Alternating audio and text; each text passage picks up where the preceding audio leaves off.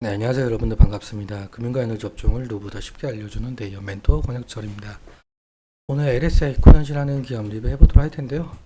일단 현재 LS 에코에너지가 60일 이평선을 좀 이탈을 하면서 이 하락 추세로 전환이 될 움직임을 좀 보여주고 있죠. 하지만 이것이 조정일 가능성도 있어 보이고 있는데, 아무튼 제가 오늘 말씀드릴 내용은 LS 에코에너지의 모멘텀 총 정리에 대해서 좀 말씀을 드리려고 합니다. 그리고 좀 한 가지 중요한 점이 있는데, 평소 여러분들께서 궁금하셨던 내용들이 있으실 거잖아요. LS 에코에너지 대해서. 그 부분에 관련해서 댓글 남겨주시면은 제가 아는 내용이라고 한다면은 다음 영상에서 말씀을 드리도록 하고요.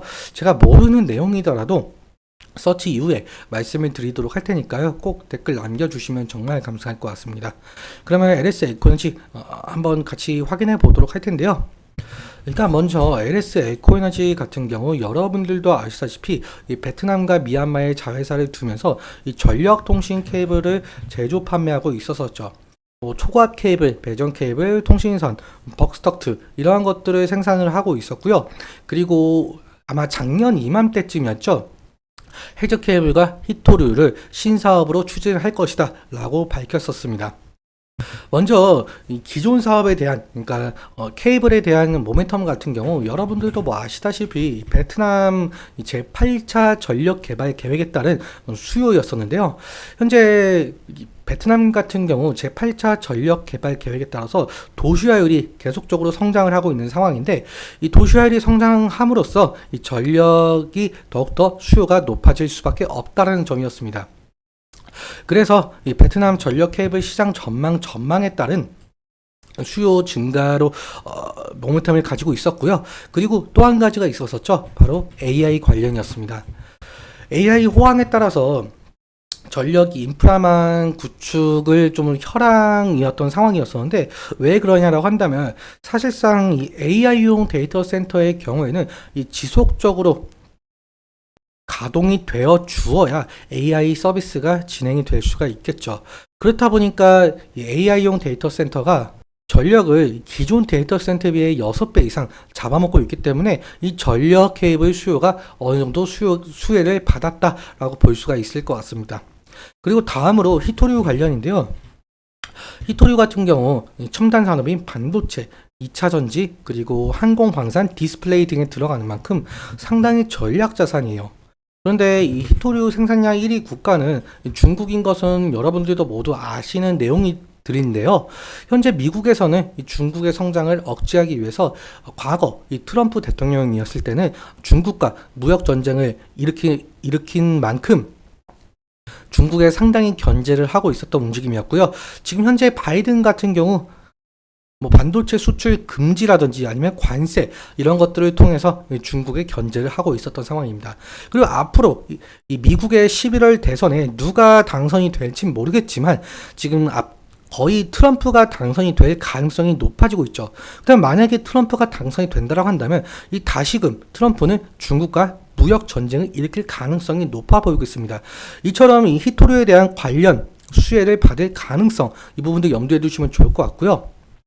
사실 히토류 같은 경우 이 네오디뮴이라는 원소가 있는데, 이 네오디뮴이 붕소와 철을 합금해서 만든 것이 네오디뮴 연구 자석입니다. 히토류 사업을 통해서 이 네오디뮴 연구 자석을 만들려고 하는 LS 에코에너지인데요. 이 네오디뮴 연구 자석 같은 경우 수요가 점차 늘어나고 있습니다.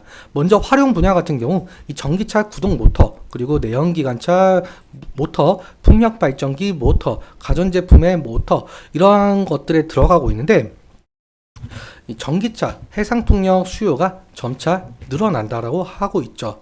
이처럼 히토류가 상당히 중요한 점이 있기 때문에 이 탈중국화를 목표로 LS 에코에너지가 이 베트남 광산 업체와 계약을 맺은 바가 있었습니다. 다시 정리해보자면 결국에 LS 에코에너지 같은 경우 이 기존 사업에 대한 모멘텀은 베트남 전력 개발 계획에 따른 도시화율, 그리고 AI 데이터 센터용, 그리고 신사업 같은 경우 해저 케이블과 히토류 같은 경우는 결국에는 연구 자석 수요 증가, 그리고 해상 풍력 수요 증가라고 볼 수가 있을 것 같습니다. 그럼 차트 보면서 마무리 설명 짓도록 할 텐데요. 오늘 지금 11시 25분을 가리키고 있는데 지금 LS 에코이너지 주가가 1.68% 상승 중에 있는 것으로 보이고 있어요. 일단 고가 부근은 3.87%까지 상승을 했다가 좀 윗꼬리가 달린 모습을 좀 보일 수가 있는데요. 일단 저항에 막혀서 윗꼬리가 달렸다라고 볼 수가 있을 것 같죠. 이 저항대 부근은 우리가 이 부분을 좀 생각을 할 수가 있을 것 같아요. 10일 이평선 부근이 될 수가 있을 것 같은데 과거에는 이 10일 이평선 부근이 지지 라인이었다면은 지금 이 부분보다 가격대가 낮게 형성이 되었으니까 이제는 저항대일 가능성이 높겠죠. 그다음 우리가 볼 수 있는 지지 라인은 과연 어디일 것인가 라고 본다면은 이 부분이 될 수가 있을 것 같은데요. 근데 만약에 이 부분에 이탈을 하게 된다라고 한다면 확실하게 이 LS 에코노지 주가에 어느 정도 계속적으로 하락할 가능성이 생기니까 리스크적인 관리는 필요할 수 있을 것으로 보이고 있습니다. 그리고 상승시마다 사실상 신고가 부근에 위치하고 있다 보니까 이 매수의 심리보다는 매도의 심리가 더 강할 가능성이 있거든요. 그래서 앞으로 상승시마다 이 저항대에 막히면서 윗꼬리가 지속적으로 달릴 가능성이 있다. 이렇게 말씀을 드리면서 수급적인 측면도 함께 살펴보자라고 한다면 지금 오늘 아침 같은 경우 이 11,000주 외국계 창구에서 들어온 것을 볼 수가 있는데 이것은 제가 아침에 잠깐 봤었는데 모건스탠리에서 좀 들어오고 있더라고요. 그래서 지금 외국계 창구에서 들어오고 있는 수급은 모건스탠리다라고 볼 수가 있을 것 같고요.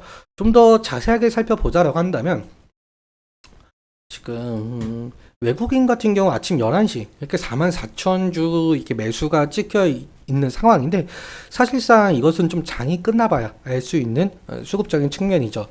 일단 4월 29일 이후로 개인 같은 경우 15만 주 정도 매수가 되고 있는 상황이고요. 외국인 같은 경우 70만 주, 그리고 기관 같은 경우 88만 주 정도 매도가 되고 있는 상황입니다.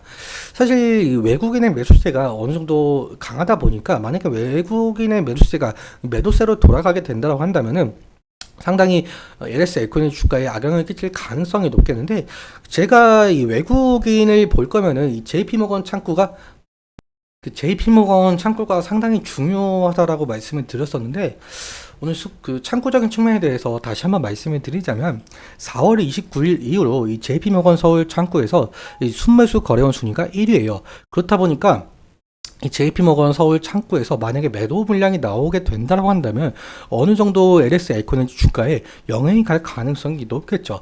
그래서 JP모건 서울 창구에서 매도 물량이 나온지 잘 체크하는 것이 중요 투자 포인트가 될 가능성이 높을 것 같습니다. 오늘 여기까지 말씀을 드릴 텐데요. 제가 앞서 시작했을 때 이 LS 에코노미 이 부분이 정말 중요하다라고 이 부분이 정말 궁금하다라고 하시는 점이 있다고 한다면 댓글 꼭 남겨주시면 정말 감사할 것 같습니다. 그리고 오늘 제가 말씀드린 내용과 이 차트적인 부분에 대해서 제 개인적인 견해가 많이 껴있다 보니까 여러분들의 주관적인 견해와 함께 투자를 현명한 선택하셨으면 좋겠습니다. 오늘도 시청해주셔서 너무 감사하고 지금까지 멘토 권혁철이었습니다. 감사합니다.